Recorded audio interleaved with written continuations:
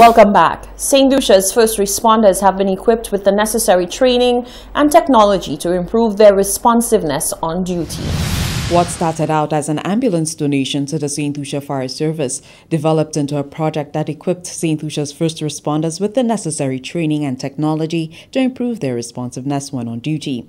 The closing ceremony of the Golden Hour project by Platinum and Surrey Ambulance Services was held on Friday, April 9, 2021.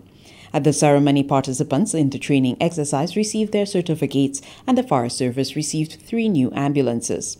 Chief Fire Officer Joseph says the department is in a much better position after the training exercise. So we've boosted our resource capacity, so you can see behind me a fleet of ambulances, donated ambulances, and equipment, and of course you will hear about it in a while.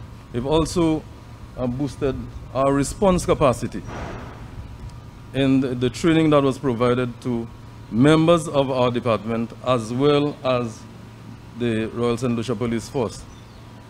And also there's that opportunity for the Ministry of Health, the police department, and the fire department to work together, so to create a better synergy among the departments so that we can provide a better service to St. Lucia. Timothy Mordaunt, qualified instructor, paramedic and chief executive officer at Platinum and Surrey Ambulance Services, says the aim was to aid in St. Lucia becoming one of the safest island destinations. Well, we're all in the time of COVID at the moment. Yeah, and what we want to know is all these people that are coming here to travel, the tourists and everything else, which is so vital for the economy, are going to look for one of the safest islands to come to.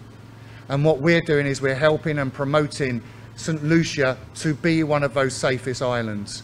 We're going to be donating more ambulances. We're going to be coming over and carrying out more training and more qualifying and increasing the skills and increasing the partnership working through all the emergency services. And our dream is not only for it to be the emergency services, that we'll come here and start teaching teachers, other government workers, hotel workers, everyone in what we call our community first response course. So there is a medical capability across the island. Participant in the training exercise, Sergeant 385 Thompson of the Royal St. Lucia Police Force, says the experience expanded his knowledge and ability as a first responder. Having completed the training, we now understand that we can perform an initial medical assessment, and based on our observations and training, the relevant crucial information can be conveyed to the relevant body, like the responding appliances prior to the scene. So we have gotten the training that apart from securing the scene, we can make observation and relay that to the responding appliance, so they beforehand would have an idea exactly what is happening and what can be done. Prior to the arrival of the paramedics, we can also take necessary action, including how to apply pressure to wounds, applying abdominal thrust to a choking victim, or administering CPR to an unconscious person, which may be vital in saving that person's life or limb. Addressing the closing and handing over ceremony, Prime Minister of St. Lucia, Honorable Alan Chasney, expressed extreme gratitude to the members of Platinum and Surrey Ambulance Services and His Excellency Guy Mears for their contribution to the advancement of St. Lucia's first response capabilities. When I heard today about the details of the training, this is a gift that lasts forever. The ambulances themselves, hopefully we do as good of a job as you have in maintaining them, but they will have an expiry date. But the training that you've provided lasts forever. And certainly I'm very happy to hear that the skill sets are not being transferred just to the individuals, but Mr. Joseph had the foresight to make sure that we had trainers here. I'm also very encouraged, and to give you the assurances of my government, that any additional training and the number of trips that's required for you to come back, you are always welcome in St. Lucia. St. Lucia's High Commissioner to the United Kingdom, His Excellency Guy Mears, who facilitated the donation and training, says he looks forward to a continued partnership with Platinum and Surrey Ambulance Services. From the Government Information Service, Humadi Mark reporting. The International Monetary Fund, IMF, has revised its earlier GDP growth projections upward.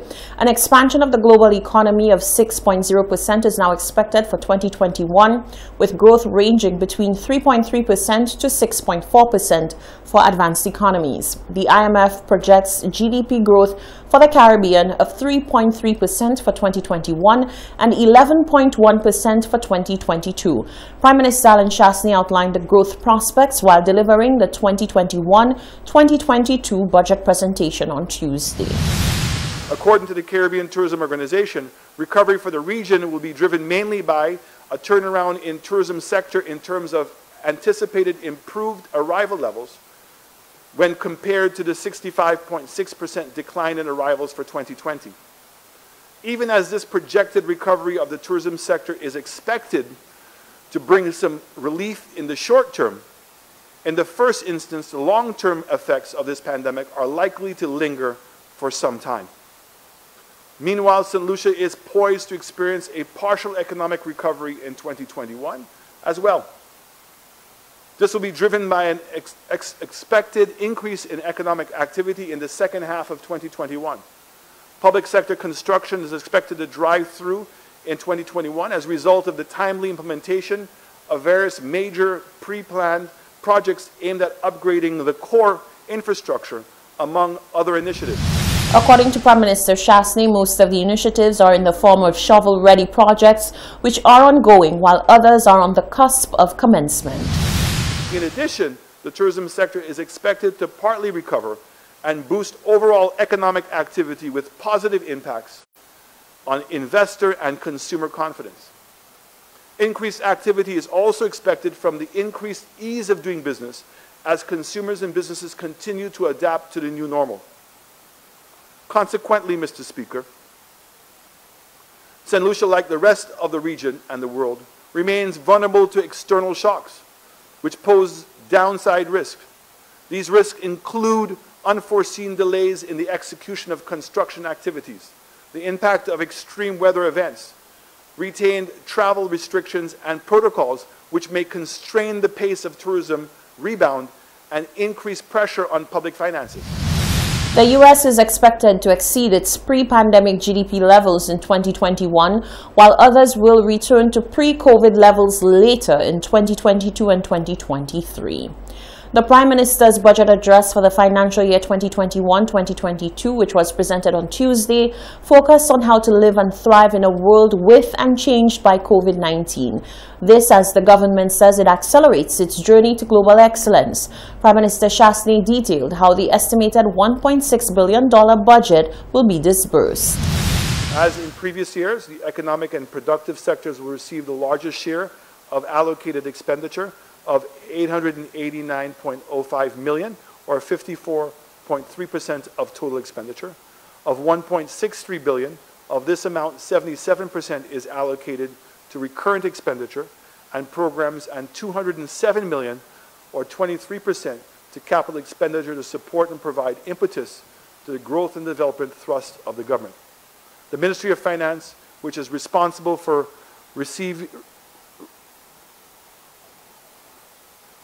managing the fiscal accounts, and receives the allocation of $501.02 million, or 30.6% of the total quantum of resources, most of which, 99%, is to satisfy recurrent expenditure obligations, such as wages and salaries, debt service and payments for goods and services.